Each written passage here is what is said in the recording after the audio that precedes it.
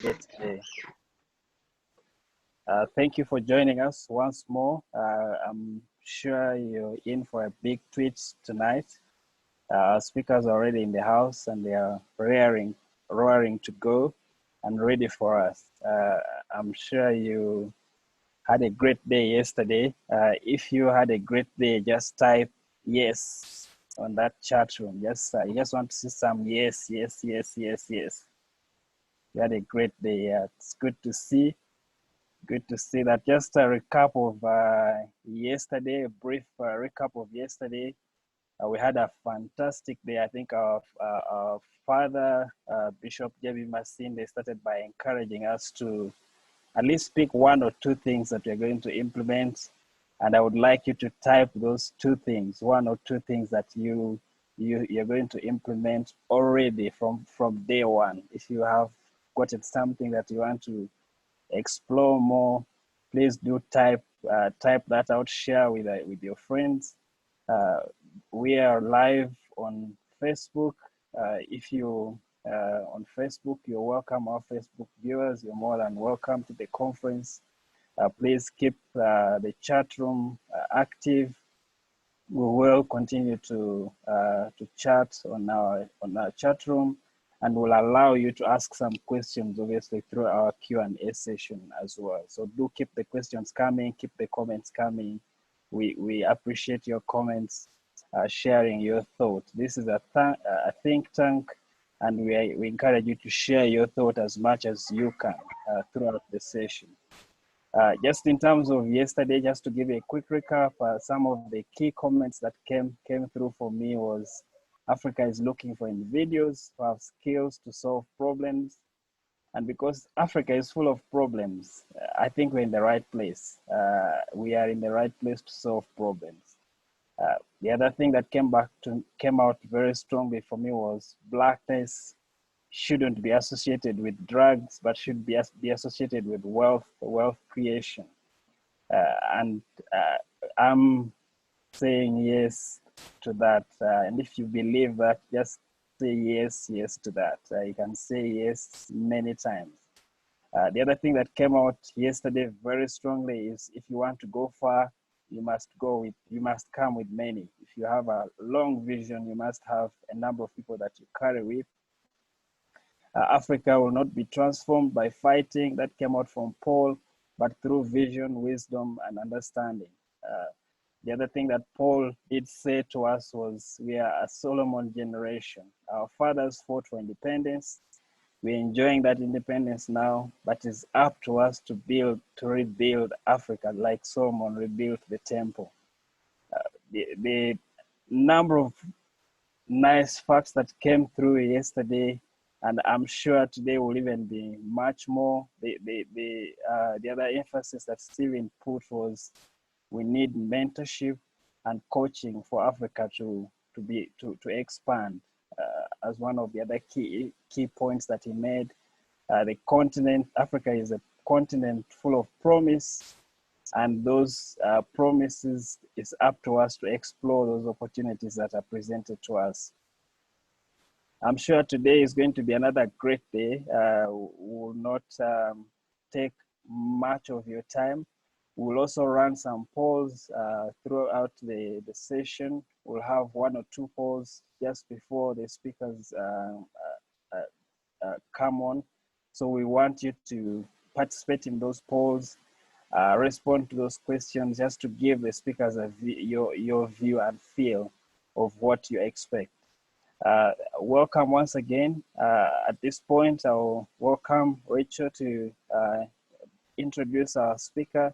We do apologize for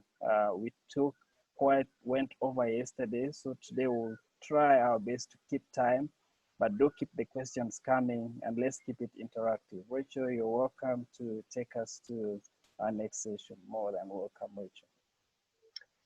Thank you very much, Emmanuel, for that warm welcome and for the recap from yesterday's session. Indeed, it was a great fast session. Thank you to everyone that managed to tune in and to join the call.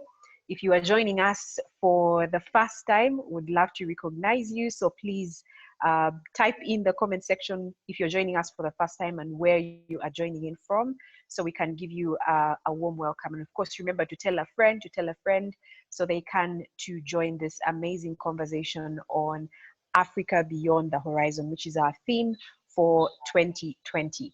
Now, our speaker is already in the house, but before I introduce him, Joan Nkiriki from Pittsburgh, Pennsylvania, we see you, we welcome you. Thank you for joining in. And of course, just to let you know that Uganda is home to Inspire, but we do welcome, you know, everyone or participants from all over the world and from all over Africa. Eunice from Kenya, Nairobi, we see you as well. Thank you for joining in. And thank you for being part of this amazing conversation. So without wasting much time, we want to get into our discussion for today.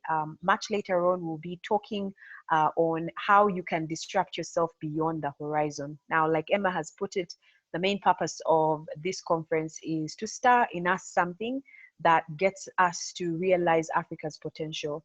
And I guess what your place is and what your role is in all of this. So we want to be able to do that with the conversations that we're having on this call and in this conference, with the speakers that are coming to address us, and of course with the interactions we'll be having with each other. So before we get into that, we are going to hear from a very special guest who is known to me personally and professionally, and he's going to be talking to us about understanding the fourth revolution, what it is, and how, you know, Africa can ready itself or find out if we are actually ready to take advantage of the fourth industrial revolution. If you don't know what the first, second, and third is, well, I guess you're in the right place. And so without further ado, let me introduce our speaker, our very first speaker. His name is Michael Nietejeka. He's a program director refractory at Clark International University. He's also the ICDL Africa country manager for Uganda, passionate about practices, leadership development, business technology strategy, and business advisory services. He also possesses 19 years of working experience in both the private and public sectors. He worked with Makerere University for 12 years in varied capacities as a researcher, trainer, and head of corporate relations. He is an adjunct lecturer with the Isami Business School, chair of the board of advisors at ISEC Uganda, also board member Uganda Youth Forum and director Transformation Business Network Uganda. He was a member of the ICT Technical Working Group of the Presidential Investor Roundtable. He's a member of the advisory group for the government of Uganda on the fourth industrial revolution technologies. And he's also a member of several technology innovation review panels, both locally and internationally. I think he's more than qualified to be speaking to us on this subject, a Rotarian, and he's also passionate about mentoring the next generation of technology business leaders. Please join me in welcoming Michael Nietejeka. Welcome, Michael, over to you.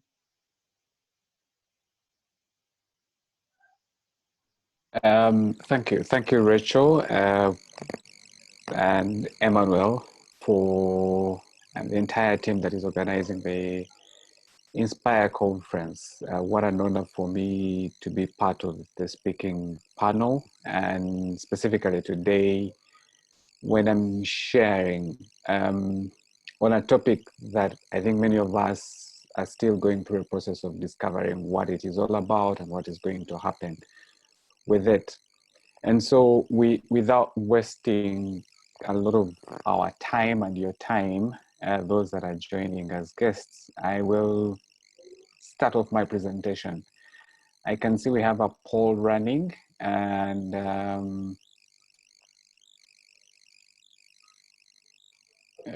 okay, just hold on.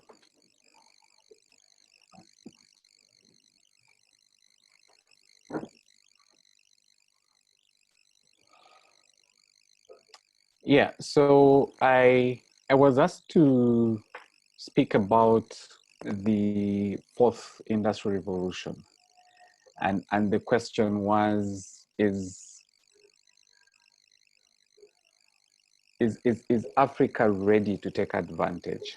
And in order for me to speak about this, I felt that it is important for me to be able to share and give context to this whole conversation around the fourth industrial revolution.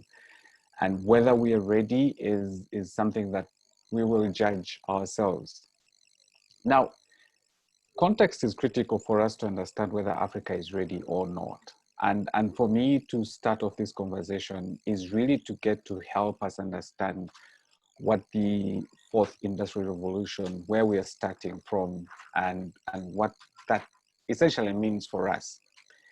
So we start, and I think Rachel said, if you're not aware of the first, second, and third, I really, in a nutshell, talk about the first, second, and third. And I'm pretty sure those of you who have either attended sessions or been part of conferences, you've had the first one was where the steam engine, where we got stuff moving. The second industrial revolution was the assembly line, where we're getting things manufactured in scale or on scale. And the third was the computing, where internet and the whole nuclear energy became a big thing. We are now part of the fourth industrial revolution, and it is really comprised of three major blocks. The first part is where we talk about digitization, and we're talking about integration of value chains. And here we're looking at cloud computing, mobile devices, and Internet of Things. Then we talk about the digital business models and customer access. And in this case, we're looking at location detection. We're looking at, location detection technologies, and I'm sure you've seen what is happening with tools like Google Maps that are able to give you a summary of where you were, give you a monthly update of where you were. Sometimes sounds quite scary when you receive your monthly report. And that tends to also demonstrate to you how technology has become an integral part of what we are doing. The other component is what we call advanced human-machine interfaces. And that has become a big thing, how human beings are beginning to interact with the machines, and machines have a way of interacting with them. The other component in this space is the whole the aspect around authentication and fraud detection, and that really talks about the aspect of, okay, I call it the second, but we can see it as number 3. The second one, the digitization of products and service offerings. Here we're really looking at how bits and pieces are being enabled to carry digital capability. And so as we go through this conversation this evening, for me, the most critical aspect is for us to appreciate that the industrial revolution, the fourth industrial revolution, is largely defined by devices, human beings, internet, and data. So those are becoming a critical component in how the fourth industrial revolution is playing about. Now, to get us moving is to look at the next aspect. And in order for us to appreciate the next aspect is to look at, what does digital look like in Africa? What does digital look like in Africa? Now, you will appreciate that digital in Africa is changing. Now, if you look at the last, as of Jan 2020, the number of mobile connections on our continent is about 1.08 billion.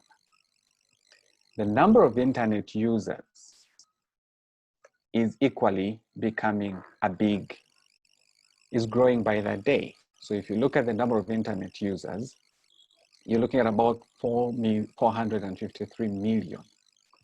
And then the active social media users is 217 million.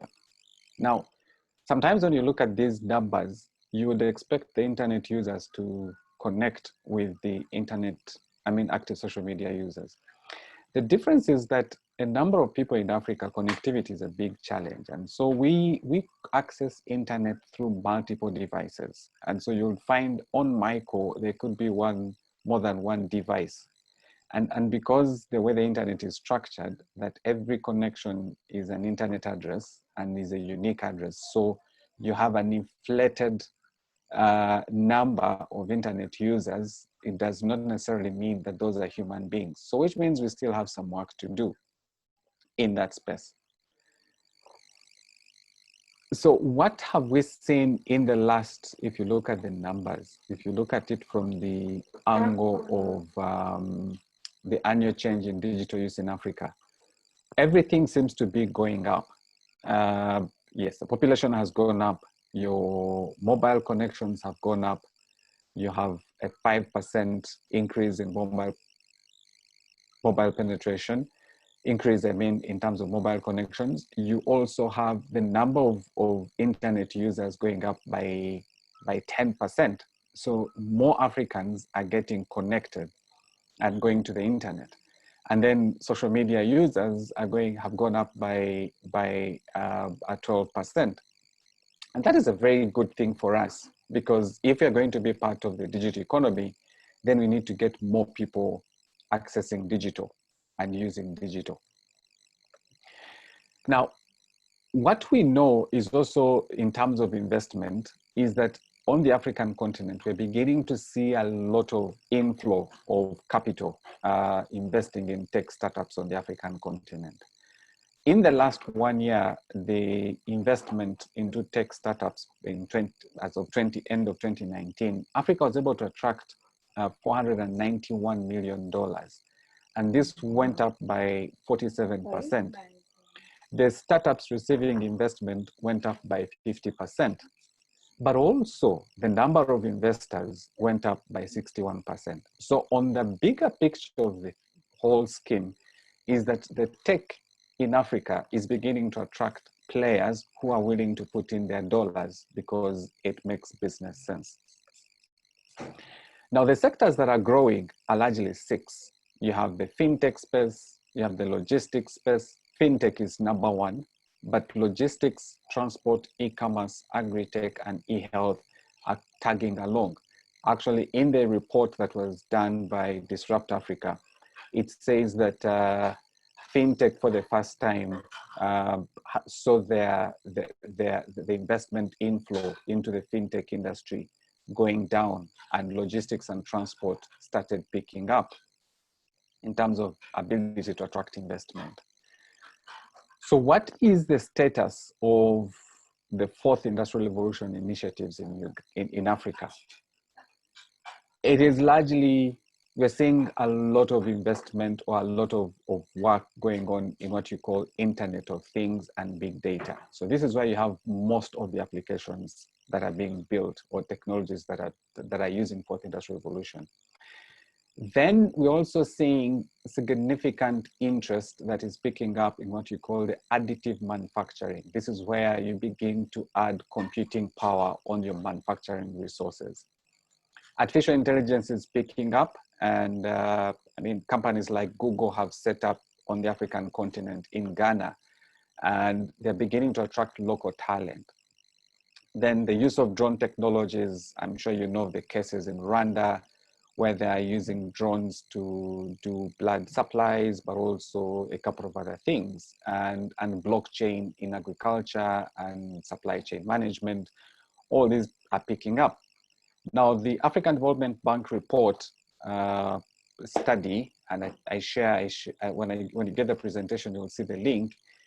It does state that of the 6,500 tech startups in Africa as of 2019, 712 were in the 4th Industrial Revolution related development, which is a good thing. By implication, it means that people are beginning to build stuff that is driven by the 4th Industrial Revolution technologies. Now, so are we ready? Is a question that I think I was asked to answer. And for me, I'll answer it in 2 parts. First is we need to understand that the 4th Industrial Revolution is largely driven by data and the internet. We are saying most of the technologies that are emerging, that are fourth industrial revolution related, are fueled by the power of data. And so if your data is up to scratch, and you will definitely begin to leverage the benefits out of the fourth industrial revolution technologies. Number two, we can't run away from internet as a driver, internet as an enabler. And so we need to think about these aspects, these two aspects. The other things do emerge. I mean, if you talk about machine learning, if you talk about artificial intelligence, if you talk about data science, if we talk about the robotics, which really define what the fourth industrial revolution technologies are all about, you will realize that the foundation of these technologies is nothing but data and internet. And so organizations that are investing in data and internet, or that are interested in making the fourth industrial revolution work for them, also quickly realize that it is important for them to invest significantly in the whole, the two aspects. The other aspects really will come along as we have this conversation. So what are we doing to make this work? Number one doesn't seem to be as exciting, but I think we are doing quite a lot of talking. We're talking about the fourth industrial revolution. Our leaders are talking about it. And everybody seems to be, there is a general feel that the fourth industrial revolution is going to change quite a lot of things. Of course, there's also a lot of fear of the unknown. What is going to change? And many people actually are not sure what is going to change. And for me, that can be quite scary, but also presents a number of challenges for us that understand the technology to begin to prepare people for that. The other aspect that is happening is that we're beginning to notice quite a number of governments investing in strategy development. I think the government of Kenya recently launched their 4IR strategy and roadmap, which I mean, a number of us are piggy banking on. South Africa has done the same. In the north of Africa, we are seeing quite a lot of that. And Uganda, I mean, like they did say, we are part of the fourth industrial revolution technical working group or task force. And we should be completing our strategy for Uganda in the next couple of months. The general regulatory environment really is present, if you asked me. So if I look at it from the policy perspective, the regulation perspective, and the laws perspective, I think we're doing quite a lot. And for me, that seems to be good. But also the key thing is for us to appreciate that technology is changing very fast, and therefore you cannot have all the laws covering your bases. Then the investment in infrastructure is ongoing. I mean, if you look at what is happening in Uganda and the other parts of the economies or on the African continent, there is quite a lot that is happening in terms of investment in infrastructure. In terms of the national broadband infrastructure, as well as the how can I put it, the government infrastructure that should enable some of these technologies to work. But it is still costly. It is still costly to bring it down to a point where it is to a point where it is cheap enough for companies to invest in and different initiatives to be able to capitalize and make it work. The other thing is that the general academic training is also very good. General academic, if I could put it that way. So people are being trained at graduate level, but it is still largely academic and it is not skill oriented. And therefore there are massive gaps when it comes to, is industry ready for taking on? And what we know for a fact is that there is a huge disparity between what is being taught at universities and what the industry is looking for. So that matching up needs to happen. The other aspect is that what do we need to invest in? and then we can take advantage of the fourth industrial revolution. Number one is we must organize our data. There is a lot that is hidden in our data. Government institutions, private sector, they're not talking to each other. So you go to one government ministry, you'll find one piece of data. For you to be able to access it from another ministry, you typically have to move your physical file to make it work.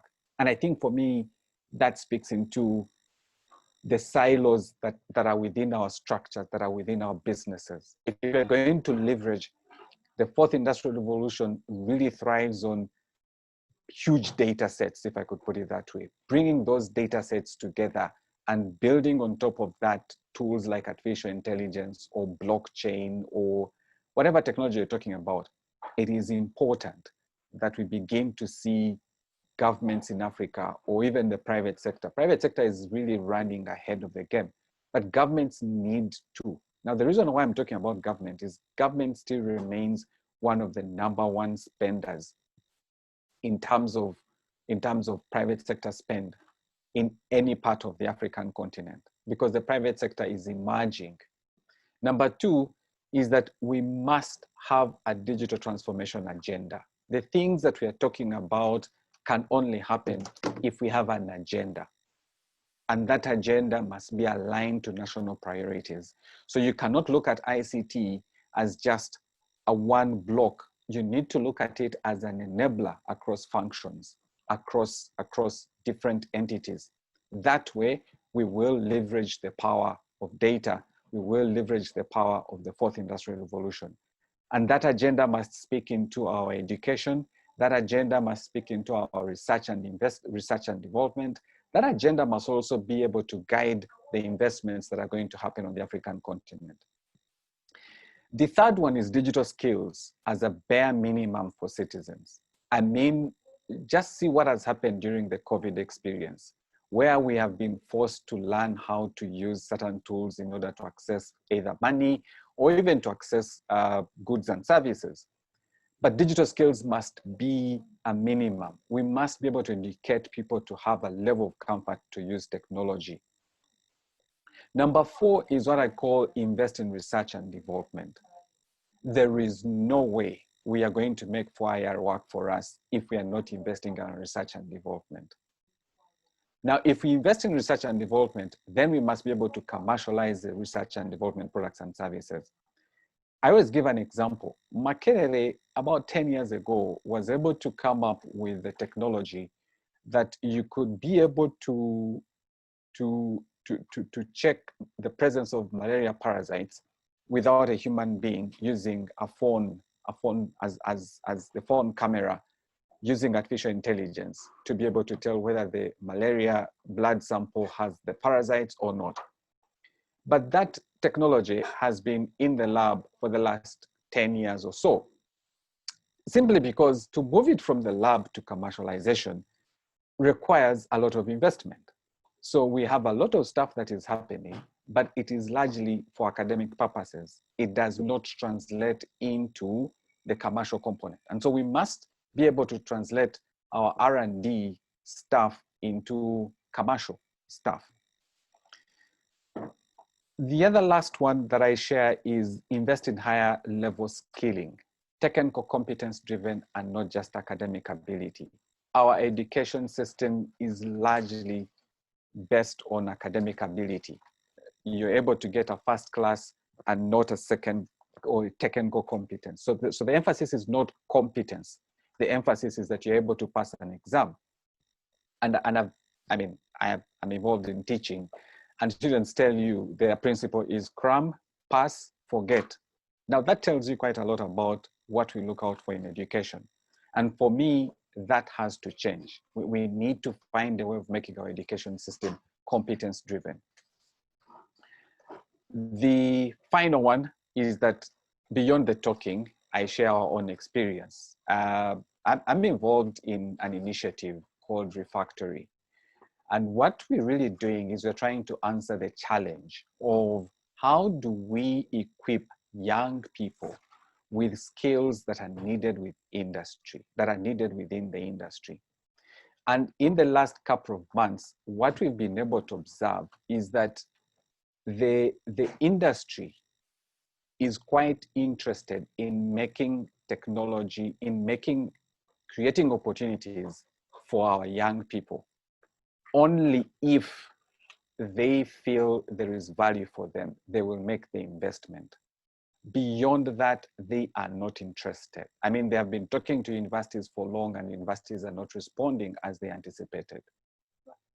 So it is critical that we begin to think about that. Now, what we've observed in the last 6 or 7 months, what we've been able to observe is that actually it is possible.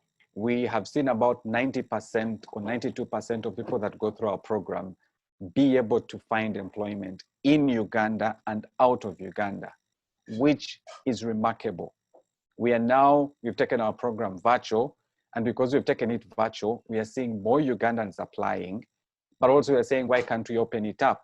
And I hope through this Inspire conference, we can get a couple of other partners coming to join us and making this real. In January 2021, our plan is to open up the first data science school that is vocational based, as opposed to just an academic degree program. And so I would like to end here and thank you very much for allowing me to speak to you. But I hope I've also been able to do justice to time. And yeah, over to you, Rachel. Thank you very much. Thank you, Michael, for that wonderful presentation. Data Science School coming up next year. I think that's good news, proactiveness on our part. Thank you also for your comments and your questions. Remember, if you have a question, feel free to put it in the chat. A comment or something that you'd like for Michael to expound on. There's a comment slash question in the chat section from Patience Musime, who is asking, why is free internet in Uganda such a bridge too far? The recent infrastructure of hotspot in Kampala within limited radius is next to zero. And she asks, what is holding Ugandans back? Michael, if you would shed some light on that, that would be great. Yeah, so first of all, really without sounding political, yeah, it's a tight question. So this is how typically the free internet project is supposed to be working. So my understanding was that it's supposed to be available over the weekend as well as night. Now, the way the project is structured is that it's really leveraging free internet. It's leveraging internet of government, what is called government procured internet. So if you're in the central business district, where most of the government services are, or where most of the government entities are, then you find that at night, when this internet is made available, we have moved out of town. So if you find a hotspot somewhere in Ntinda, you're quite off the hotspot as it was supposed to be, hotspot, because the internet spot is actually further off Ntinda. Or now, for those who are not in Uganda, it may be difficult for you to connect. But that's the challenge with that particular technology. Now, as opposed to, let's say, what happened in Rwanda, where they made the internet service providers be able to make a certain capacity available onto public infrastructure. So if you're in a bus, you'll probably access free internet. If you're within a given location or CBD, you'll access free internet. So the essence that there was, I think, on my own assessment is that there was a rush to that decision to make internet free without really paying attention to the infrastructure requirements that needed to be in place. And that will take some time. Let's be very honest with ourselves, for free internet to be accessible to us. Rachel, you will agree with me, and those that are in Uganda, just because we've had a lockdown, you've seen how it has become extremely difficult for people who are accessing internet at home. The telecom service providers had no plan at all for home-based internet. If it was there, it was really scattered. The few companies that had a plan for home internet have been able to rip in big out of the numbers that people are looking for in terms of connecting to the internet to be able to work from home. So it is important that in terms of access, it is made as accessible as possible. And that should be the Uganda Communications Commissions in terms of the regulation should be able to, how can I put it? Should be able to use it as one of the benchmarks when they're assessing the performance of the telecom service providers. So I would say, if you live within the CBD, you probably will enjoy the internet, the free internet. But if you're further off, even a kilometer, yeah, it will remain a mystery. Oh, unfortunately. Thank you, Michael. A couple of more questions. Nkosano Moyo is asking. He says, we talk about 4IR in Africa. Are we looking at it at a national or continental level? We need to be more explicit in the context of both analysis and strategic planning for the fourth industrial revolution. And he asks, what governance structures are in place, if any, to achieve this at a continental level? Yeah, so there have been attempts. You remember what I said, what are we doing? We are talking. The African Union, I think on their website, they do have a study on what needs to be done for Africa to be part of the fourth industrial revolution. I think I've also seen a couple of other, how can I put it? A couple of other documents or papers that have been published that are really talking about the fourth industrial revolution. So at an African continent level, there is a conversation that is happening, but the translation from conversation to implementation is what is taking, I mean, quite some time. What I would say is that it is important that at an African continent level, yes, we begin to talk about how this is going to impact us, because just by having Kenya, Rwanda, and Uganda agree to a trade protocol where you have cross-border telecom rates harmonized, has seen the number of traffic, the traffic of calls going up. Also, even enabling things like mobile money transactions has gone up. And so that there is power in working together. But our leaders need to understand. Our leaders need to invest time in making sure that they understand how these technologies work and how they will leverage on the power of trade as well as commerce. Now, one thing that needs to change is that most of our leaders still see the internet as just a service. They don't see the internet as a marketplace. And when that changes, then they're going to also begin to invest, like they're investing in power, like they're investing in the road infrastructure. I always say internet is now a factor of production, like land, like water, like electricity. Internet is now a factor of production. Thank you, Rachel. Right. Thank you, Michael. Please remember, if you are asking a question, to also share where you are joining in from. It would be lovely to hear and see which part of the world you are joining the call from. Another question for you, Michael. Why isn't research market driven to ease commercialization? Victor Tumwine is asking. Yeah, so number one, most of our research is really driven by donors. If you look at our research and development in per capita investment, we are, in many countries, it will be at less than 0.5% of the GDP. And that tells you quite a lot in terms of how we invest in research and development as economies or as countries.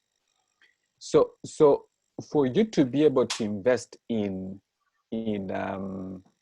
commercializing research, it means that you need to have a significant amount of money that you've set aside that is purely meant to enable that conversion from research to commercial.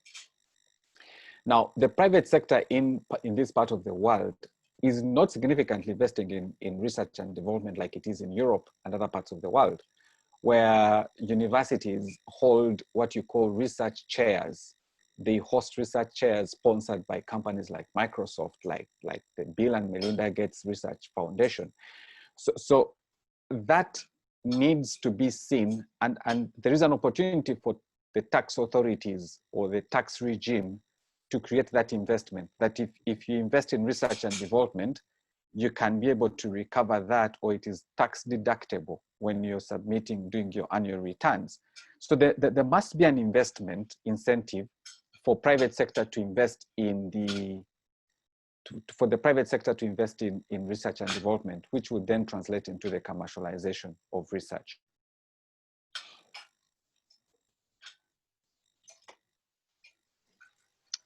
A number of questions for you, Michael. Let me just see if I can catch a few more. Gladys asks, there's a scare that there are dangers to health of the 5G. And she asks, can you throw some light on this? Yeah, yes, of course. So technically, they are not dangers. Let's put it this way. The spectrum within which you are, the radiation that comes off, let's say the masts that are going to be used, is not harmful to human life. But let's face it, you will have skeptics. I know, for example, in Makerere, the academic staff rejected an installation of a mast on a building, even after the physicists had been able to come up with the research showing that that mast, the radiation that it emits is not harmful to human beings.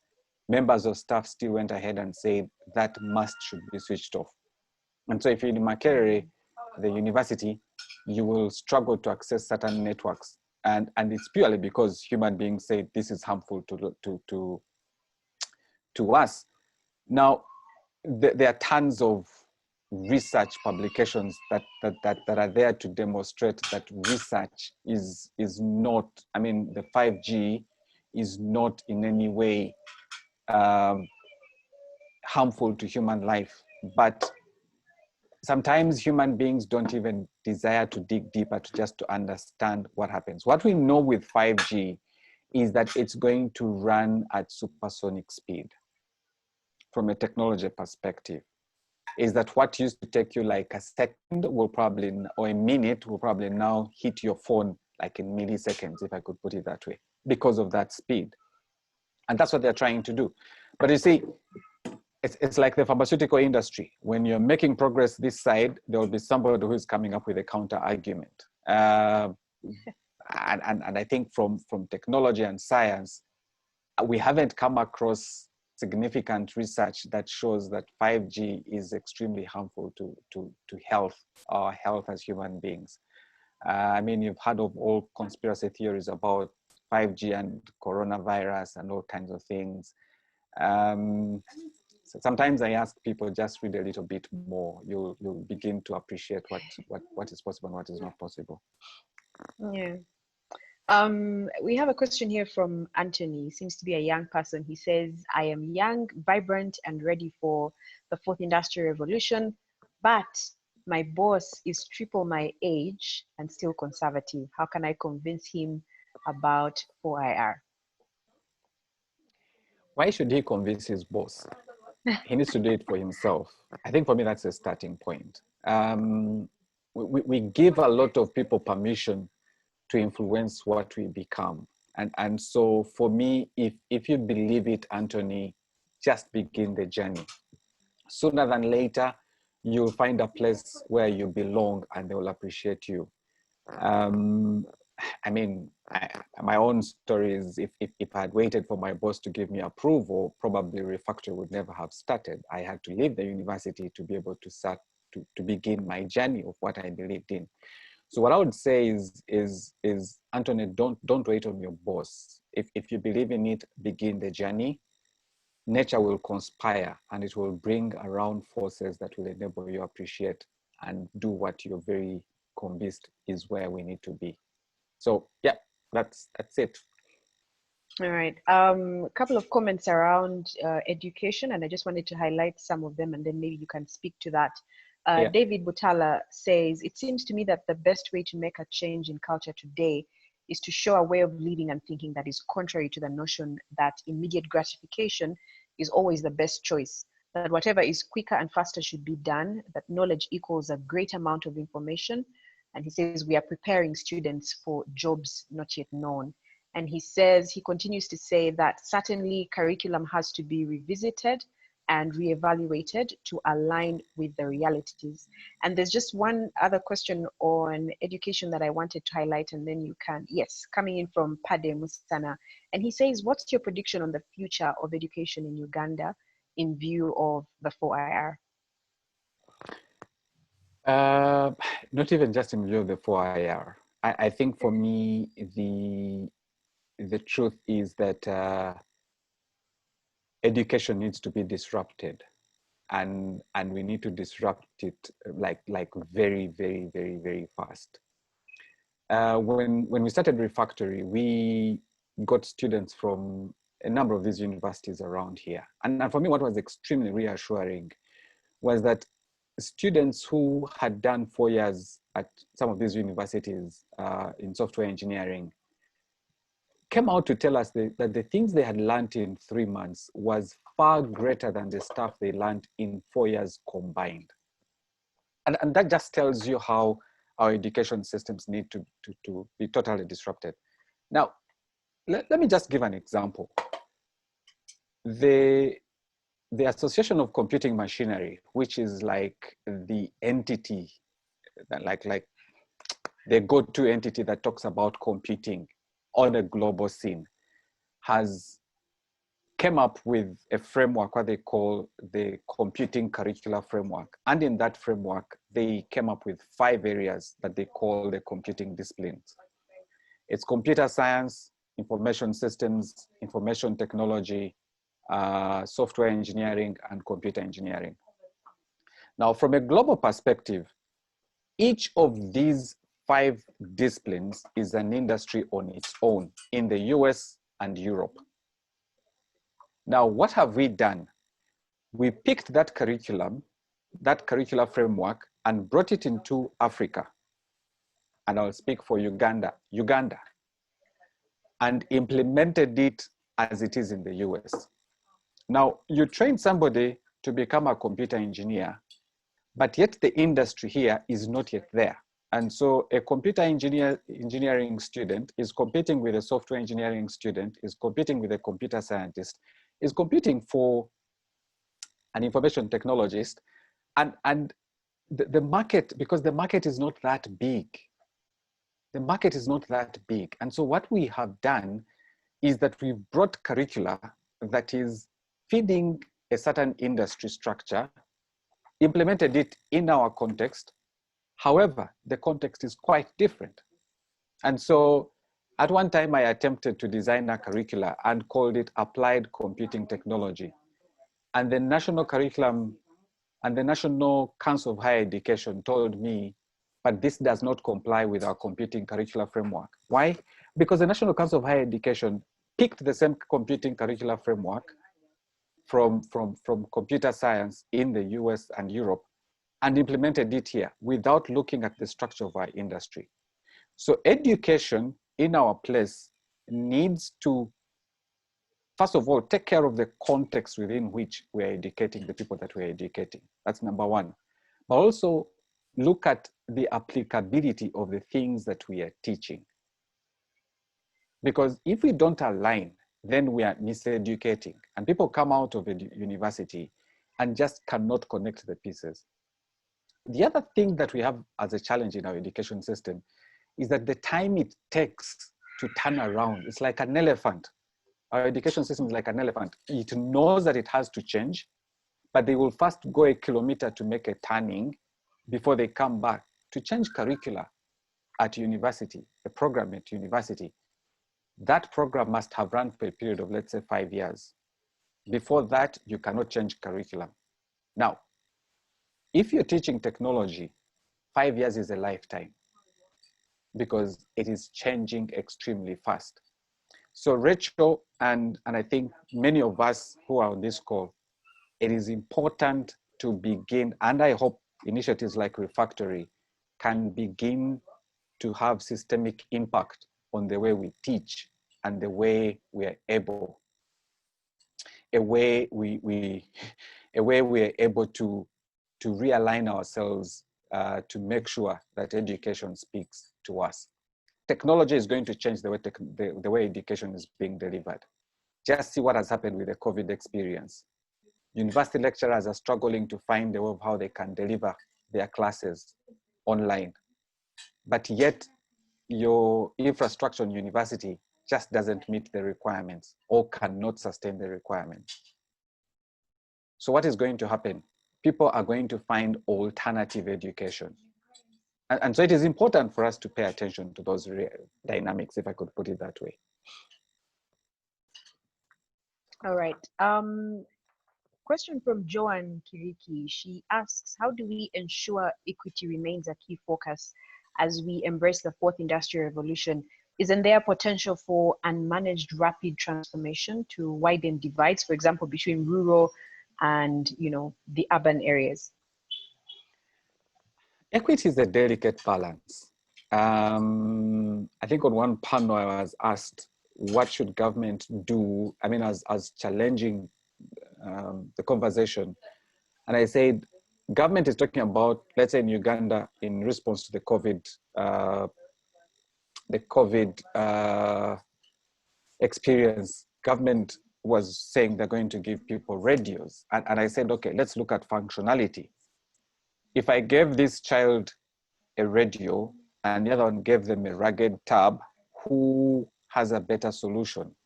And then people said, but not everybody accesses internet. I said, okay, let's look at delivery on radio. So there are many gaps if it comes to utility of a radio as a learning device as compared to a tab. So equity is never going to be solved at any one time. What we need is to contextualize our delivery, our support, our innovation, contextualize it. What works well for somebody who is in a city and has good access to internet? Because it is not possible that at any one time the entire country will be running on 5G. That is not possible. So if your drive is to make sure everybody is running on the same page, you'll probably not even make any step. So what we need is what I would call incremental innovation, but that is heavily contextualized. So what works well for somebody in a rural area from a technology perspective may not necessarily be the same that works well for somebody who is in a city, but they're all using technology. So that for me is critical. And that way you're able to take care of the equity aspect. I don't believe that everybody will have an opportunity to have a laptop, but I believe everybody can have an opportunity to use the internet. All right, brilliant. Thank you, Mike. I hope that helps you, Joanne. I know where you're coming from. I hope so. I hope so. Blessed SGO is asking, he says, I agree with you on the need for data. Could you please provide guidance on how we can capture as much data as is needed for proper planning, both on national and local level? Let's first begin with what we have. Rachel, you and I know for a fact that each of these government agencies collects tons of data that they hardly use. Yep. If you look at the way our agencies are working in government, you realize how they're totally disconnected. So you go to the National Identification Registration Authority, you provide a certain data set as an individual. That is going to be required. The same data set is likely to be required from you if you go to the Uganda Registration Services Bureau if you're starting up a company. like we already have a lot of data to start from. Let's organize that. And as we organize that, then we're able to build structures that help us to work with what is already coming through. So my take is that it is important for us as governments to first look in our backyard and see what do we have, what can we learn from that, and then as we look at the future, begin to realize that there are a lot of things that are redundant that we can be able to align. So that's what I would say. Let's start with what we have, and as we work with what we have, then it is easier for us to begin looking at how do we collect what is not yet with us, if I could put it that way. All right, I just wanted to ask one final question, and maybe Michael, after this, you can visit the chat room because there's a ton of questions that you can then respond to. An anonymous attendee here asking, at what stage of industrial evolution is the SSA region? Are we in the fourth, third, or second industrial revolution? As a region, do we have the robust backbone infrastructure capable of hosting the 4IR? If not, what should the current generation do to ensure that we are able to benefit from 4IR? So I'll say we are consumers of 4IR. So as Sub-Saharan Africa, we are doing a great job in consumption. So if you're using Gmail and its related apps, you are using 4IR because that Gmail, the Google search is able to pick a lot of data.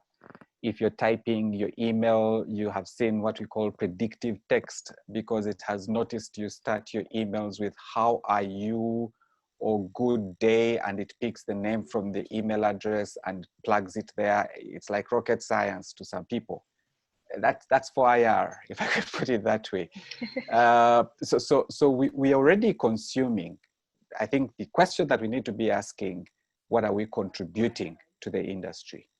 And like I said, that is really still in the nascent stages, and we're not doing a lot of investment in actively using. I know, for example, in Uganda, and I think in Nigeria, there is somebody who has built an Internet of Things tractor. So the way you do Uber for cars, he's done an Uber for tractors, if I could put it that way. So you can hail a tractor if you need a tractor to till your farm in Nigeria, and he's doing quite amazing stuff with that. So there are pockets of, and I think there's one in Kasese, which is in Uganda, which is connecting farmers to the markets. And so you have the entire value chain mapped out on blockchain. And you know, if you're in Europe, you can be able to trace back where this coffee started from before it got to your shelf in Europe. So there are bits and pieces. We are not yet doing mass investment into the 4IR related technologies. So we are in the fourth industrial revolution. Whether we are making money out of it is something else, but from a consumption, we are doing good, I guess. We just need to flip that up and make sure that we're able to make money out of it. But I really hope this has been helpful and it has helped us understand how we can be part of this. Wow. Thank you so much, Michael. I do believe that you have set the pace for us in trying to understand the fourth industrial revolution. Of course, we can't exhaust it all, but just a little to whet our appetite and get us talking some more. Hopefully, we can action the things that we are talking about. There's lots of questions in the chat section. Please do visit the chat section and answer as many questions as you possibly can, and maybe respond to some comments as well. I do believe that we've all benefited from this, and if there's evidence in the chat room. All right, I'll hand over to Emmanuel to take us on for our next session. Thank you, Michael. Thank you very much. Blessings.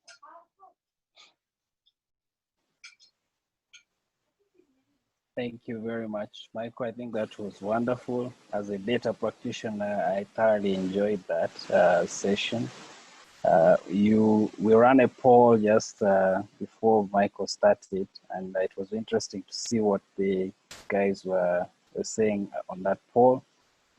We're asking them if they believe that 4IR is relevant to Africa, and most people did say yes, they do believe that is correct.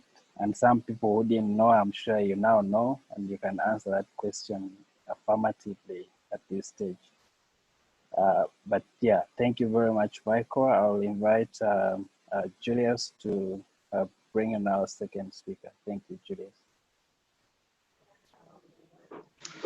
Hello, Inspire all over the world. Thank you for joining us this evening. Very nice session, Michael and Rachel. I've been very, very enlightened about the 4IR. Our next speaker is Nikki Vad.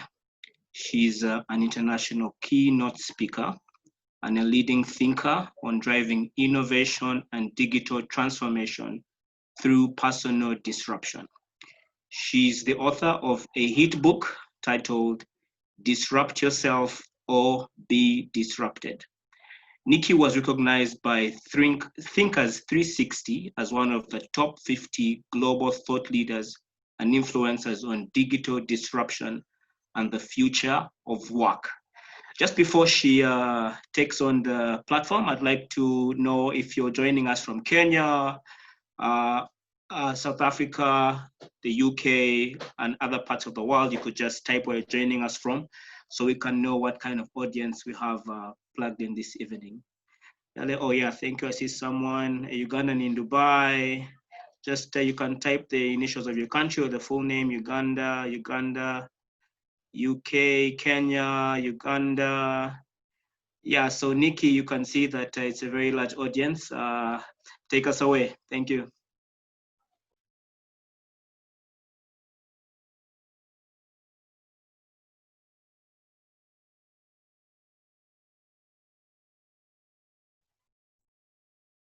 Yes, yeah. You Hi. unmuted now. Hope you guys can hear me. Hi, everyone, and thank you for having me. I'm very glad to be part of this amazing conference that is happening virtually. And as I have been introduced, my name is Nikki Bird. I am really excited to be on this panel, and I want to give my sincere gratitude to the leadership of Inspire, for bringing me on board this year. And so with that being said, I have already been introduced, so I think we should just move to the next slide. And I'll quickly just give a background about me and how I came about actually writing the book titled Disrupt Yourself or Be Disrupted. Back in 2016, I was retrenched from a job, and that job, my job was everything to me at the time. And I wasn't thinking anything outside employment. I wasn't thinking anything outside working and climbing the famous corporate ladder. My mind was all fixed on, on the job I had at the time. And one day my boss called me into his office. I thought it was just a normal meeting as usual. And it happened to be, sorry, we have to let you go. We've been thinking about this for a couple of months and we didn't know how to tell you, but we've come to the final decision that the company is restructuring and you have to go. I looked at him like, oh my God, does he know what he's talking about? And well, he knew what he was talking about. And that's how I lose my job. And when I left the office that day, I cannot even remember how I got home that day. I was like a walking zombie, and it literally, I was like a walking zombie for the next couple of months. The pain that was in my heart and in my mind was beyond bearable. But however, I was able to start asking myself some hard questions, when the pain had kind of started subsiding. I was asking myself questions like, but what is driving retrenchment at the rate in which it's driving retrenchment? I wanted to know what this was, because here in South Africa, where I'm based, there was a lot of retrenchment happening, a lot of people being laid off. And I was wondering, how can a company let go so many people? You know, some companies can retrench hundreds of people, some thousands of people in a very short space of time, and the company does not collapse. So I was asking these questions. Prior to being retrenched, I did not have any interest in technology. Prior to being retrenched, I did not know anything about the tech industry. I am not an academician by any stretch of imagination. I don't even have a degree. I was working in admin as a PA for one of the doctors in one of the hospitals here. So that was literally my background. All I knew was to do admin work, and I was looking for that what is it called? Let me get the right word. At going back to school, you know, getting more certificates and climbing the famous corporate ladder. That was the plan, and then someone took away, you know, the ladder from underneath me, and I literally fell on the ground. I hit rock bottom, literally. But as I started asking these questions, I found myself on the internet wanting to understand what was driving retrenchment. And I discovered that technology was what is keeping a company afloat when so many people leave an organization. I was like, okay. I started digging much deeper, and words like artificial intelligence, for the first time I came across it, and it sounded like Chinese to me. I didn't know what that was. Words like robotics, blockchain, you know, all of these emerging technologies, I did not know what those things were. But the more clueless I was, the more I wanted to know, okay, but what are these things? Anyway, I just kept researching. I went so much deeper into my research, and I discovered that as I was doing this research, I was writing on social media. You know, I'm very much active on social media. So I would write my thoughts and my findings on social media. And I discovered that I was not the only clueless person, you know, about this, how technology is changing the world. I came across the fourth industrial revolution. And prior to this, I've never known anything about even the first or the second or the third. I've never heard about it. Like I mentioned, I had no interest in anything outside what I was doing, which was admin. When it came to technology, I had no clue other than, well, I had to use my laptop at work and maybe use my phone for calling. I think that was the only thing I knew about technology at the time. But when I came across words like artificial intelligence and robotics and all of these, my curiosity just went much deeper, like, what is this thing all about? And I read as much as I could, and I started writing about it. The more I wrote about it on social media, the more people wanted to know, what is this thing about? And I realized I was not the only clueless person, and it gave me some sort of hope, like, okay, you're not the only clueless person here. And I discovered that even people in the tech industry that have been in IT all their lives did not even understood how much technology was changing the workplace and the world in general. So I moved from writing those posts on social media, and I started blogging. I started a blog and I started writing articles about it. So it just naturally grew from writing these social media posts to articles, and from articles, it evolved into a book. When the idea came for me to write a book, I was not very confident about writing the book because I was like, I am not that smart. You know, I thought you had to be like really book smart to write a book. I was like, I'm not that smart. My English is not perfect. I can't even speak proper English. My English is so broken, like you literally have to pick pieces and put them together to understand, you know, what I'm saying. And I gave myself all of these excuses of why I should not write the book. But however, the thought of writing the book did not leave my mind, and I kept having very strong feelings about it. And I decided, okay, I'm gonna do this. And I thought, well, what would be the better title for the book? I came up with different types of titles, of course, but eventually I went with the Disrupt Yourself or Be Disrupted, because I thought to myself, okay, I was at work, I had plans for the future, I did not think of retrenchment, I didn't think of being let off, and someone disrupted my life. So this is how it is. This is the world in which we are living. This is the new normal. And so if people are not willing to disrupt themselves, someone else will disrupt their lives. And that is just basically the reality. You know, just like I've put in here, whether by circumstance or by deliberate choice, your life will be disrupted. There is just absolutely no neutral ground. And so that is why I came with the title, Disrupt Yourself or Be Disrupted, because it happened to me, you know. And like the quote from John F. Kennedy, it's like, the time to repair the roof is when the sun is shining. Literally, what I meant by this in the book is that we need to start looking ahead. and start asking ourselves the question, the industry in which I am now, is it still going to be viable in the next 5 years? The certificates in which I have right now, are they still going to be relevant in the next 3 to 5 years? You know, the position in which I am occupying, if you are lucky to still have a job, look at that position and ask yourself, is it still going to be a position in the next 5 years, or is this very position going to be automated? You know, what I'm doing, is it some sort of a repeated task that can easily be automated? Now, when you ask yourself these questions, you are repairing the roof when the sun is still shining. You are not waiting for circumstances to happen to you like it did for me before you start thinking outside the box, you know? And so in spite of everything that happened, and in the midst of all the confusion that I was going through, writing initially was a way of escape for me, to just escape the pain that I was going through when I was writing and doing all of these articles. But somehow it put me on the path in which I am now. And I always say, like I've even mentioned in the book, that you cannot stop the fourth industrial revolution. You cannot stop change. You cannot stop technology. You cannot stop all of these things from happening. But you can direct the impact, you know, in which it will have on your life. You can decide how impactful it will be on your life when it happens, instead of sitting and waiting for it to happen. And so that's basically the background of my story. Let's move on to the next slide, which was the topic in which we are going to really be handling, how you can, you know, disrupt yourself beyond the horizon. And there are 3 critical questions that we are going to be answering further as we go down. And before then, there's just this question of what does personal disruption really mean? This is not really the main question I'm going to be focusing on tonight, but I just wanted to quickly touch on it. What does it really mean?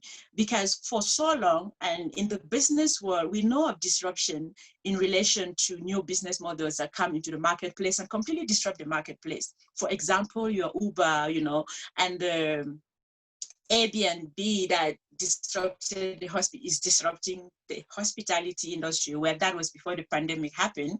And now things are a little bit different. So we have always known disruption to be in terms of business, but now disruption can also work at a personal level, you know, where people who want to pivot and change and move ahead in life can disrupt and reinvent themselves, which goes back to asking yourself those hard questions.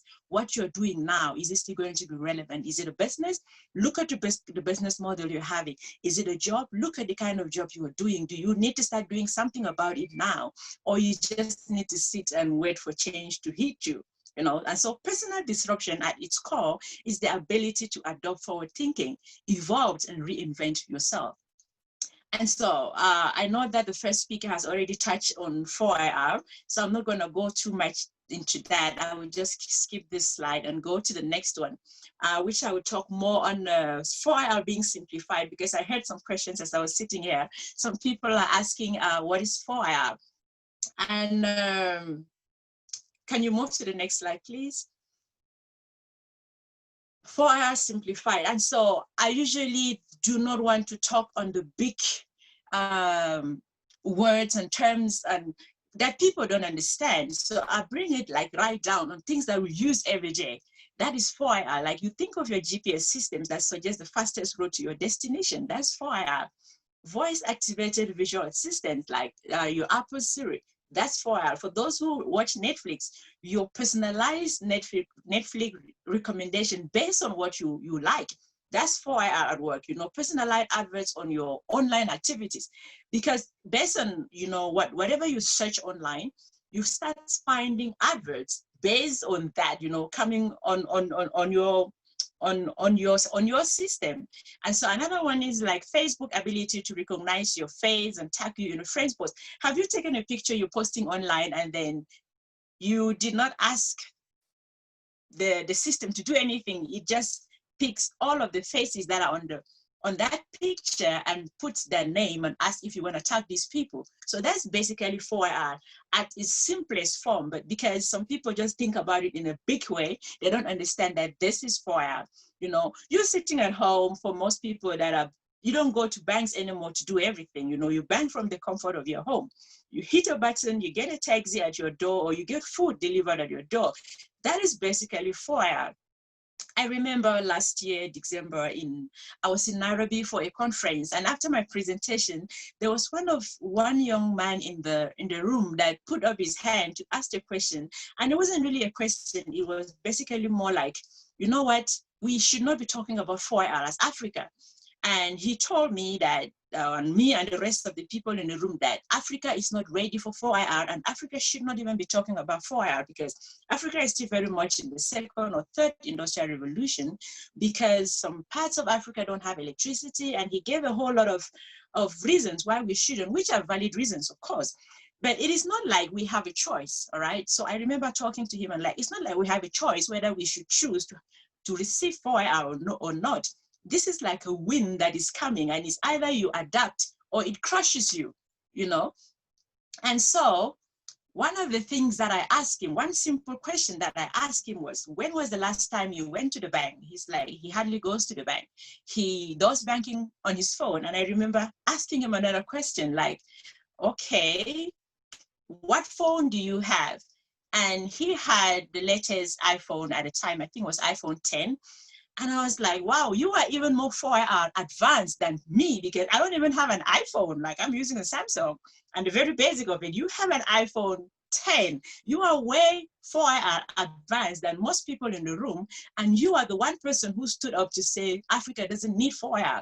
So some of the things I realized then is that a lot of us are actually consuming 4IR, like the previous speaker mentioned. We are very good at consuming, but we don't even know, we don't even realize that we are consuming 4IR, because this is a guy with an iPhone 10 who doesn't go to the bank. And I remember asking him, have you ever used an Uber? He's like, of course, he mostly used Uber. Who uses an Uber, but who is standing up to challenge that Africa doesn't need 4IR? You know, so some of the things are just misconceptions and ignorance, but the reality is that 4IR is here, and there is nothing anyone can do about it. It is either you embrace it and find your way around it, or you literally get crushed, or you literally get disrupted by it, if we can use that word. And so let's move quickly to the next slide. The exponential rate of tech. This is just to give a quick example of how fast technology is moving. You know, and for evidence of how quickly this is moving, I compare the telephone and Pokemon Go. For those who love gaming, you know, you would know what I mean by Pokemon Go. And it took 75 years, you know, for 100 million people to get access to the telephone. But the gaming app Pokemon Go hooked that many people in less than a month. That was back in 2016. That is how fast technology is moving. You know, you think of your Facebook back in the day, how many months or how many years did it take for it to gain 100 million people? It pretty much happened in a very short space of time. And so this is how fast tech is moving. Tech is exponential, it's moving at a very fast rate, which is a call for us as individuals to start thinking exponentially as well, to start adopting an exponential mindset. And so that brings me to the main questions that we're going to focus on quickly, which are 3 critical questions for us to answer, because in this era of 4IR, when it comes to job, when it comes to employment, when it comes to what people are looking to gain out of 4IR, there's a lot of talk about upskilling. There's a lot of talk, you know, about organization reskilling the workforce and all of that. And these are pretty much conversations that should be happening. These are pretty much things that should actually be happening. I remember writing something yesterday on LinkedIn, and I was talking about some organizations do not want to train their employees because they are worried that if they train them, they will leave the organization. But the worst thing that can happen to an organization is when they refuse to train or to upskill these employees, and then the employees stay. You know, it literally would drag the organization down. Anyway, that's beside the point. And so the first question that we'll be looking at is upskilling the ultimate solution to unemployment? You know, when everyone upskills, can move to the next slide. When everyone upskills, will it then solve the problem of unemployment? This is a question that, as I keep hearing a lot of talks about upskilling, it comes across like this is the ultimate solution. Like if everyone can acquire the relevant skills, and if everyone can, you know, become 4IR knowledgeable, if everyone can know how to code, everyone can become data analysts or data scientists or all of these new skills that are coming up, does it therefore mean that everyone will have access to a job? And there are three reasons why I do not believe this is possible. Some of the content around this, it's on my YouTube channel for those who would want to go deeper into it. I'm not going to go very much deep into that, but for those who want to go deeper into it later on, after the presentation, you can check some of the content on my YouTube channel. It's under the same name, Nikki Vert, because I have gone detailedly on answering some of these or on touching on some of these.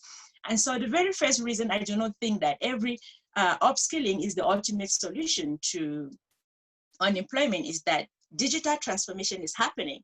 You know, when processes go digital, when businesses go digital, it therefore means that less employees, it therefore means less overhead, it therefore means so many things are going digital, and so there will not be need for that many humans, you know, to be needed on in an organization.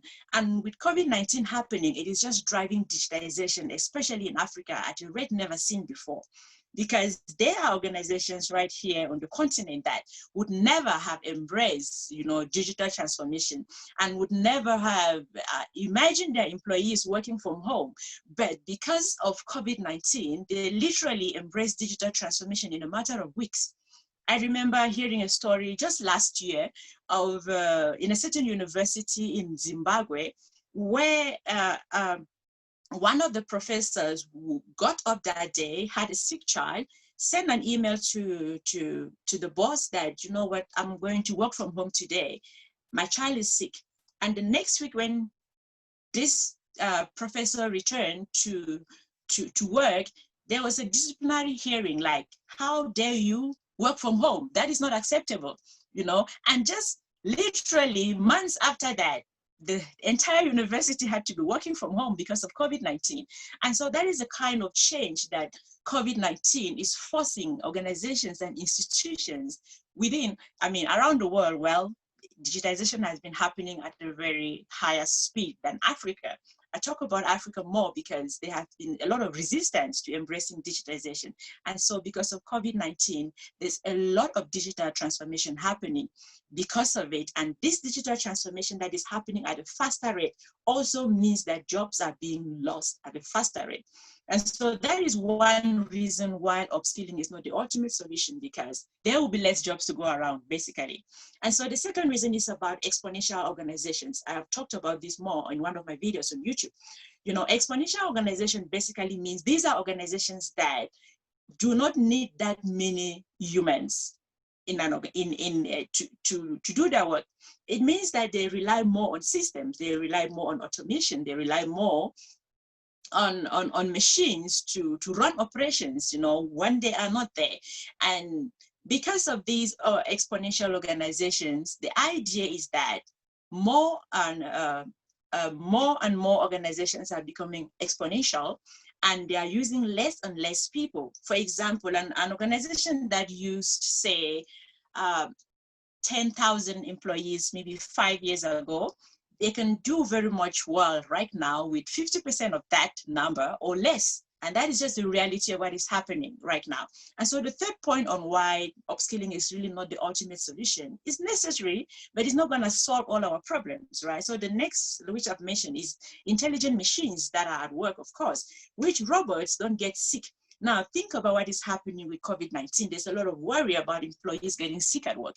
And so this worry itself is going to drive many organizations to embrace robotics, you know, to embrace intelligent machines, to embrace artificial intelligence at work. Because when you consider robots, you don't have to worry about them getting sick. When robots are deployed at work, you don't have to worry about them catching coronavirus. And so these are the realities that are happening, which when we talk about upskilling to the young generation or to an organization or in schools, we should keep in mind that even if everyone gets the right skills, there won't be enough jobs to go around for everyone. As we move to the next slide, impact of intelligent machines on jobs, which the intelligent machines I've just mentioned. And so I just wanted to give this example that was, this comparison that was done by Klaus Schwab founder and chairman of World Economic Forum. And he compares Detroit in 1990 with Silicon Valley in 2014. He said in 1990, the three biggest companies in Detroit had a market capitalization of $36 billion, and a revenue of $250 billion. They also had 1.2 million employees. But in 2014, the three biggest companies in Silicon Valley had a considerably higher market capitalization, amounting to 1.09 trillion and generating roughly the same revenue of $247 billion, but with only 137,000 employees. That's about 10 times fewer employees. This is exactly what I mean by exponential organizations. They do more with less employees. Compare that number from 1.2 million employees to achieve that down to 137,000 employees. That is the realities of our world today. That is the reality in which we are facing, and things are just gonna get worse. Remember, this comparison was done in 2014. Right now, I think this same amount can even be achieved with less than 100,000 employees. So we are in for a future that no one really knows what is going to happen, but nonetheless, we need to get ready. And so things were already bad before COVID-19, things were already bad before the pandemic. In July of 2019, last year, Nissan announced plans to cut 12,500 jobs around the world to focus on electric vehicles and driverless technology. Driverless technology on its own is another massive technology that will sweep jobs across the world. And so these things were already happening even before COVID happened.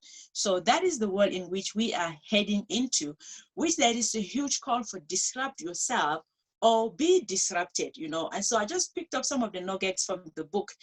And I talk about disrupting yourself or be disrupted, or you will be disrupted, so that you can begin to understand what this really means. Because look at in the human form, machines do not require leave, lunch breaks, smoke breaks, toilet breaks, or any breaks for that matter, Robotics do not come late to work. Robots are drama-free. They don't organize protest action, and they don't complain about workload. They don't burn things on the street like here in South Africa. When people go on protest, they start burning things up. All of this kind of behavior from human only drives organizations to consider machines to be at work, because they're free of drama, basically. And so artificial intelligence is cheaper and more productive than humans. It doesn't sleep. It doesn't need to break or get sick or take vacations. And it doesn't need health insurance or retirement benefits. These are things that organizations are looking into before really adopting, artificial intelligence and robotics at work. And so artificial intelligence can work around the clock, can instantly scale to levels that a human worker can't simply achieve, and can quickly acquire and learn new skills, because robots that are being built now are not even built by humans. They are being built by other robots. So that is the world in which we are living right now. And so the question is, will humans return at some point, to these jobs that are being lost? And the answer for me is no. Job loss due to COVID-19 may come back, when the economy bounces back. People who have lost their jobs, some of them may be able to get new jobs, because the economy, we're hoping for the best, of course, that the economy will bounce back at some point. But job loss due to automation is irreversible, because automation provides huge advantages to organizations, to companies. It's very unlikely that they will return to using humans for the same task. Remember, we're not talking about emotional decisions here. We're not talking about even logical decisions. We're talking about decisions being made from a business point of view. Because if you are a business person, you want to go with what will give you better return on investment. We're not just being emotional and saying, okay, I don't want people to lose their jobs, so I am not going to adopt artificial intelligence. I'm not going to adopt machines at work because I'm such a good business person. If any business person is adopting that kind of mindset, they'll be left behind. If there's any country adopting that kind of mindset, that we don't want our people, to lose their jobs, and so we're not going to embrace this 4-hour revolution. We're not going to embrace it because we don't want our people to lose their jobs. They are going to be left behind, because here is the reality. An organization that refuses to embrace new technologies because they want to preserve jobs, the truth is that they cannot compete with the same organization that has embraced digital transformation, or that has embraced robotics, or that has embraced artificial intelligence. Because if you refuse out of the goodness of your heart, because you're such a good person and you do not want people to lose their jobs, in the long run, everyone will lose their job, and the organization is going to go bankrupt, because there is no way an organization that refuses to embrace new technology can compete with another organization that embraces new technology. So they are going to be crushed. Instead of maybe losing 5% of that workforce, the entire 100% is going to be lost, and the company is going to literally at some point go bankrupt. One of the things that drives automation and drives things at the rate in which it's doing is that people want things at a touch of a button. And the more convenience people demand, the more machines will rise and the more jobs will be lost. We don't even realize it, but we are the architect of all of this. We want things to happen now. Like someone says, we are living in the microwave generation. We don't want to wait. We don't have the patience. Nobody wants to stand queues at the bank anymore. Because I remember asking this guy, the story I just told in Kenya, I remember asking him, since we should not embrace the fourth industrial revolution, are you willing to go to the bank every single time you have a transaction to do? He's like, no, I don't have that time. That is it. You want convenience. There is a price for that. And so us as human beings, we are the one driving this revolution, actually, because we are so in demand of convenience. We are so in demand of touching a button now and having what we want arrived now. So that is the reality of what is happening. And so job security is actually an illusion in the time in which we're living, because winning or losing is now happening faster than ever before. Even lawyers, doctors, bank managers, bank consultants, people that once felt safe and would usually say, well, those stats don't apply to me, they are no longer safe. Everyone is now sitting on pins and needles. Everyone is now worried about the future of their work, because no one knows what is really going to happen. Especially with the COVID-19 happening, we don't know for how long this is going to last. And so artificial intelligence can handle insurance claim and basic bookkeeping, manage investment portfolios, and do legal research and perform HR tasks and much more.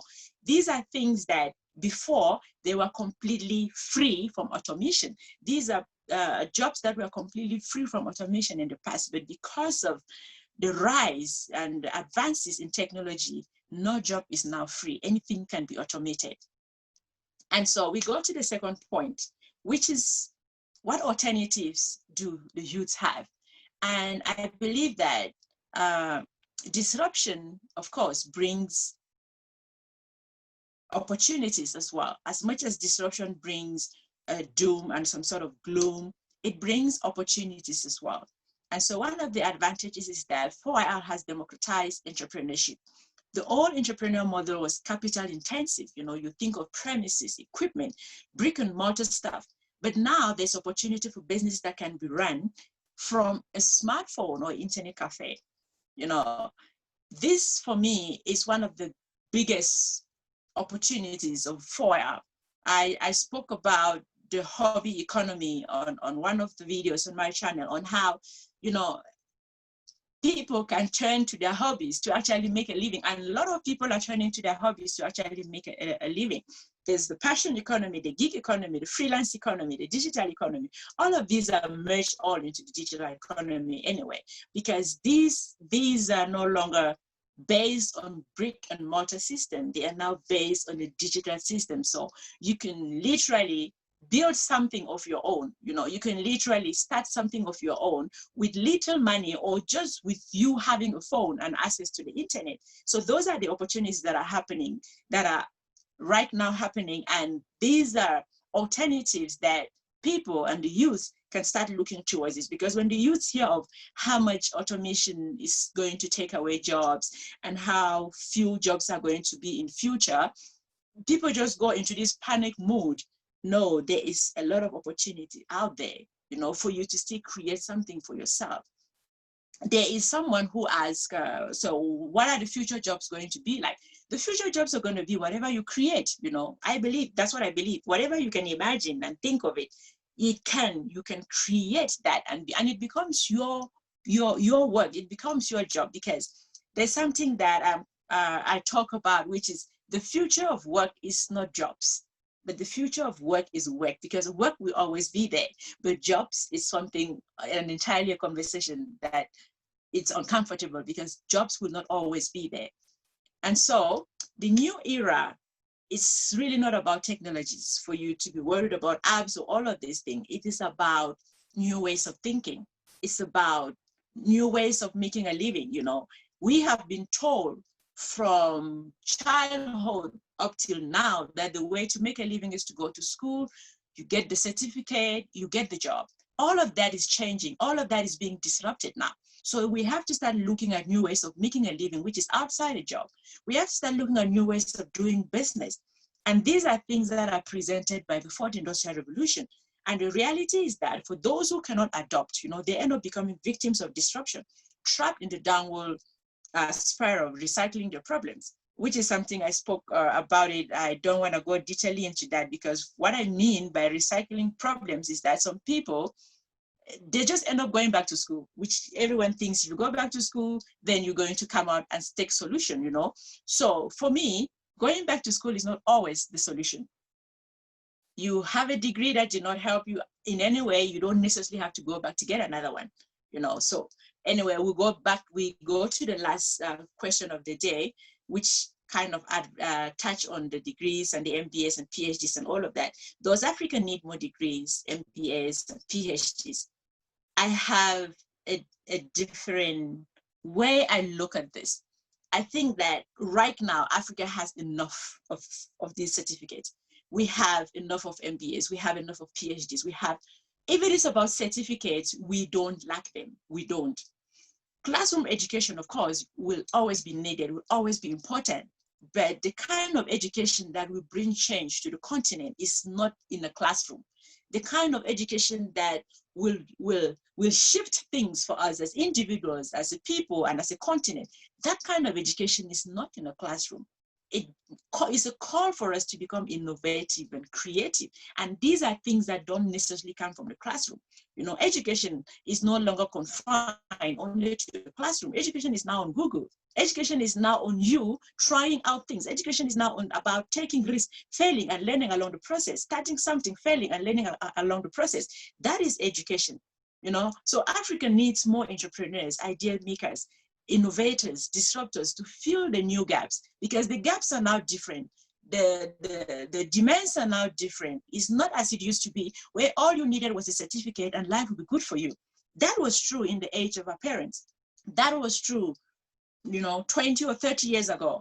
That was true. But right now, a certificate, it's not the ultimate way for you to succeed in this age and time. You can have it, and there's evidence for that, with so many youths having all of the certificates and still being unemployed and not able to do anything, because we kind of holding on to this certificate like one day is gonna come, this certificate is gonna save me. Somehow some people are holding on to it as if it's oxygen. They cannot let go, they cannot think outside that certificate, which is one of the things I actually touched on one of my videos that I did not so long ago, on how people are holding on to certificates that are not relevant, certificates that they might never use in the real world, but they cannot think outside of that. Because in Africa, if you don't have that certificate, you kind of looked at us like you're a failure, you know? So it is no longer about acquiring certificates. Things are changing. Even global conglomerates like Google, Apple, all of these tech giants, they don't consider certificate anymore as the main thing, you know, for candidates when they come in for interviews. They are now looking at hands-on experience. What is it? What problems can you solve in real time? What are you bringing to the table? And for those that have only certificates to bring to the table, the sad news is that they will be left behind, because the current era in which we are living demands way much more than certificates. We cannot only be hanging. And I mean, for new parents and millennials, I think that we should raise our kids differently, rather than feeding them and baptizing them with this mindset. Go to school, get a certificate, get a job. Someone has to create those jobs for them. And who is going to create them if we don't if we don't instill in the young people the mindset of creativity and being innovators and starting, you know, the next big thing that is going to come out of Africa, if we don't instill that in the young people and we keep telling them, you go to school, you get a certificate, you get a job, we are literally setting them up for failure. You know, because like I said, Africa has enough certificates. There are a lot of things that Africa lacks, of course, but certificate is not one of them. We have enough as a continent. I read a study on how Zimbabwe is one of the most educated people in Africa. I think they're from Zimbabwe. But now let's look at it economically. If certificates could save a country, why is Zimbabwe in the state in which it is? And it's not just Zimbabwe, other African countries, they are so attached to certificates, yet we still have so many problems as a continent. What we need are people with ideas. What we need are people with hands-on ideas that can solve the problems, using technology to solve the problems that Africa is having. And we have a lot of problems, which are, so some of the problems are our biggest opportunity. You know, so as we move on, for me, technology is an opportunity for Africa, you know, because there have been so many revolutions in the past, but Africa as a continent has never really been opportune to participate as in this particular one, the fourth industrial revolution. You know, Africa is actually sitting on the table. Africa is actually having the conversation. Africa is actually looking, even though things are not perfect, even though there is no roadmap yet for the continent as such, but Africa is actually participating for the first time in one of these revolutions, and it is the fourth industrial revolution. So for me, it is a unique moment for Africa, you know, as a continent, to be in conversation and participating in framing the digital future, the digital future of the Africa we want. And technology is going to be that digital future and drive us into that digital future. So a connected Africa is an opportunity. Like I already mentioned, you can do more today with your life, having just an internet connection and a smartphone. We're not even talking a laptop here, a smartphone. And that's an opportunity that our parents and grandparents never had. Now, when we start talking about using the internet, using what you have, using what is at your disposal, using the little resources you have to create something for yourself. A lot of people go into this defensive mode and they start talking about, no, we have the problem of infrastructure. The government is not giving us free internet. The government is not doing this. The government is not doing that. So many people know where to point fingers. And I always ask them, you know what, this is not about the government. This is not about what the government is doing or not doing. The government is usually very slow in adopting anything that has to do with technology. Like I mentioned before, technology is exponential, but usually the government is slow. Now, for you to rise and forget about the government, you need to start thinking of disrupting yourself. That is why in the book, I don't talk about what the government can do for you. I don't talk about what even your parents can do for you. I don't talk about what your community can do for you, because I think that we've had enough of entitlement mindset. We need to start looking at what can I do for myself with the little resources that I have. So many people can complain about the government not giving them internet to start a business online, but the same people go on YouTube and they watch Beyonce all day. The data they used in watching Beyonce all day, I mean, I'm talking about the youth. The data they use in watching Beyonce all day or watching whatever careless things they're watching on the internet, that data did not come from the government. But when you're talking about using that little resources they have to actually create value for themselves, they go on a defensive mode and they're like, no, the government needs to do this for me. The government needs to do A and B and C for me. But when it comes to people going online to learn things that add zero value to their lives, that's when they have data. That's when they have access. That's when they have the resources to waste their lives on the internet. I remember at the time of writing my book, I was beyond broke. Here in Johannesburg, I can close my eyes and I can point to you all of the free Wi-Fi hotspots because I had to hunt them to do my research and be able to write my book. I had no money. I didn't even have a laptop at the time that could connect on the Wi-Fi. So I would literally do research on my tiny phone and type out whatever information I found necessary back on the old laptop that I was using at the time. And many of the time when I would have access to this free Wi-Fi, I would find so many youths there with laptops that at my heart was literally, you know, lusting after them. I'm like, I wish I could have that. But I will find so many youths there, coming there, opening their laptop, connecting to this free Wi-Fi and watching a comedy online and watching movies online. They can do that for hours, 5 hours a day, and then leave and go home. And I was like, what a waste of opportunity. You know, so these are things that the kind of mindset that we need to start changing. Even though the government is failing, true, we know that. There is no secret about that. But what about you? What are you doing with the little resources you have? As a youth, as a young person in Africa, how are you changing your own life? We are not even talking as much as changing your community. We're not talking about as much as changing your country. We're starting with yourself. What are you doing to change that?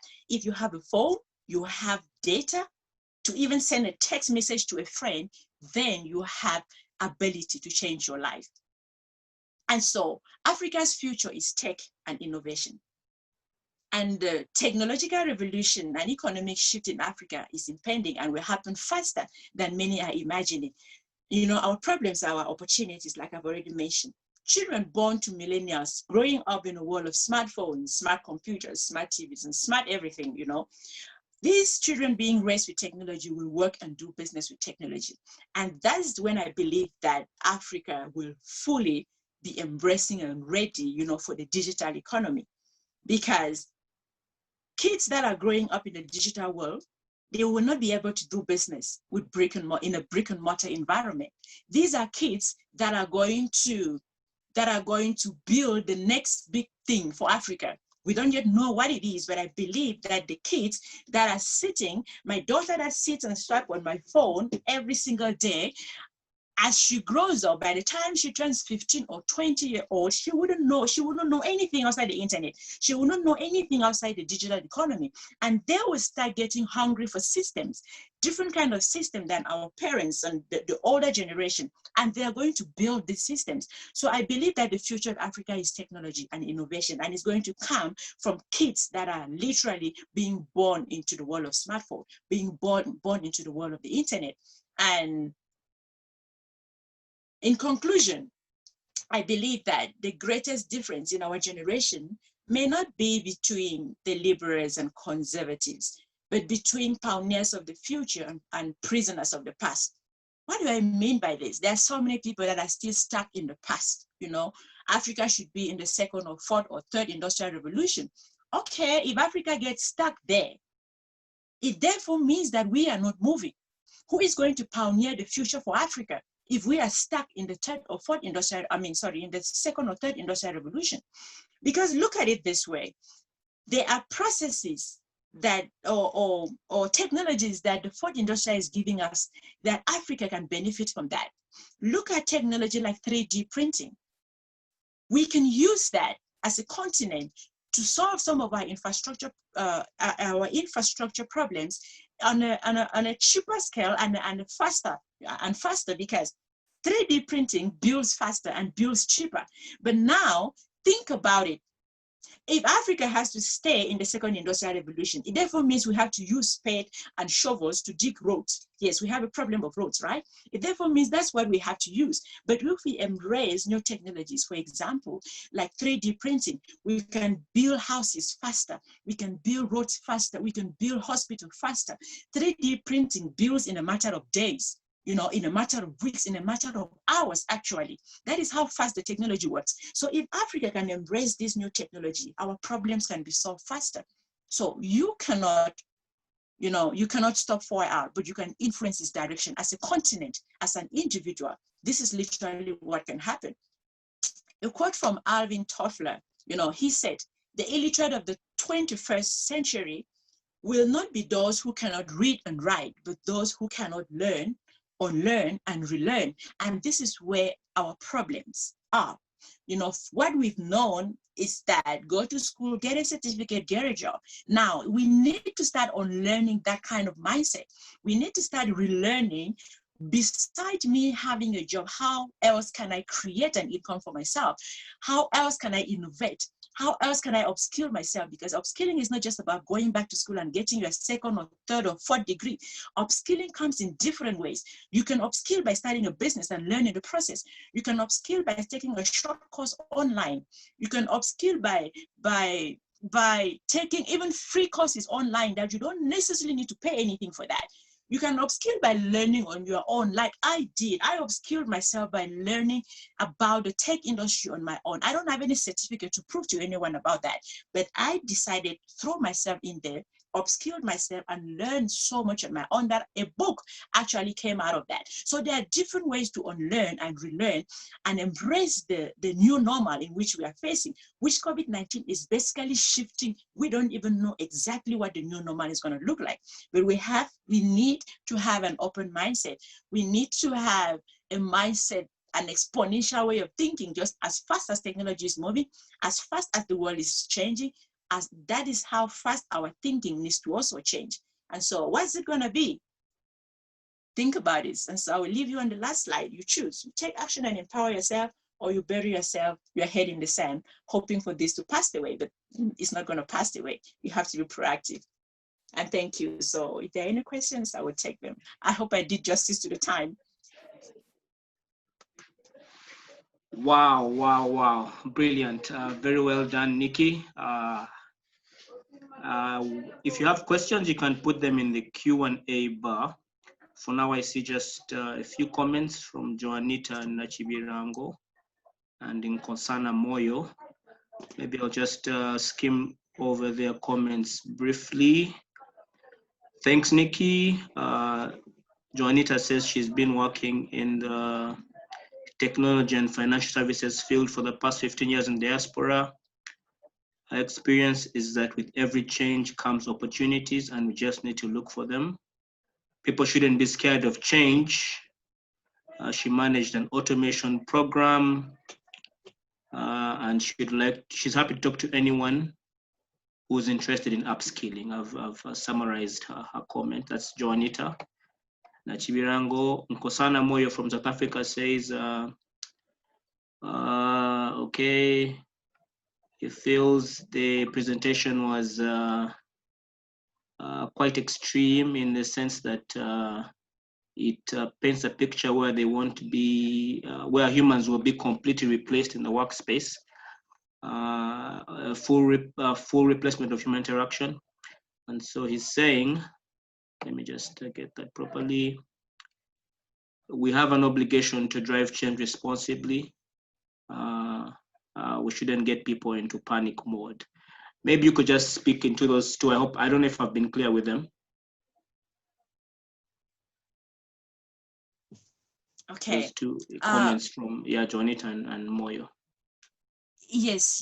The whole idea is not to put anyone in a panic mode, but it is for people and for all of us to start being comfortable in having uncomfortable conversations, because it is either I comfort you with a lie, or I hurt you with the truth, which will help you.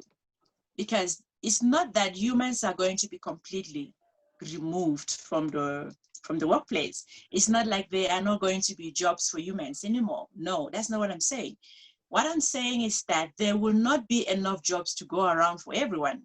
And I gave an example of the founder of World Economic Forum, the comparison he did back in 2014, where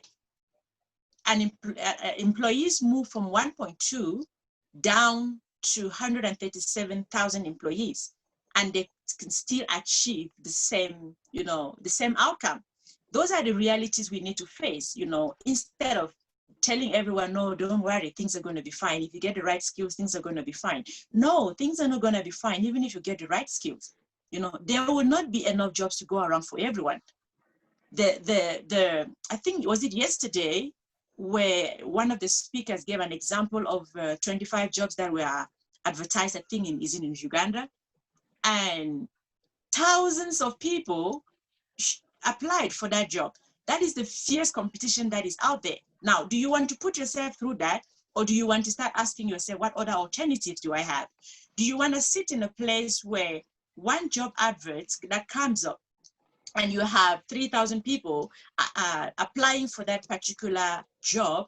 Or do you want to have an exponential mindset, an abundance mindset, a creative mindset that can think outside of that and perhaps create something that will be way better than maybe what that job is offering? So it's uncomfortable. I know, I understand. I would literally be scared myself if I had not come to embracing these conversations, if I had not disrupted myself, or if life had not happened to me, I would be very uncomfortable to even sit and listen to me right now.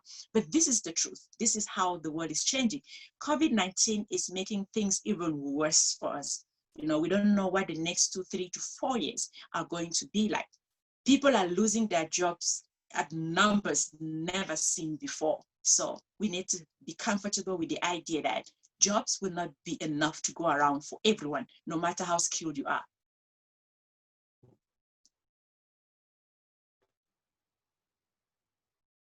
All right, thank you, Nikki.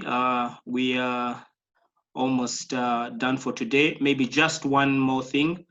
Someone is asking if your presentation can be availed via email. And then I'd also like to know, where can we find your book? Is it on Amazon? Is it being sold in downtown Kampala? How much is it? Yeah. I have been planning to come to Kampala for a long time. And there's so many people in Kampala asking for the book. So hopefully if COVID-19 gives way, I should be able to be there in person at some point, and I'll come with the books, of course. But right now the books are available on Amazon. You can order the hard copy or the e-version of it.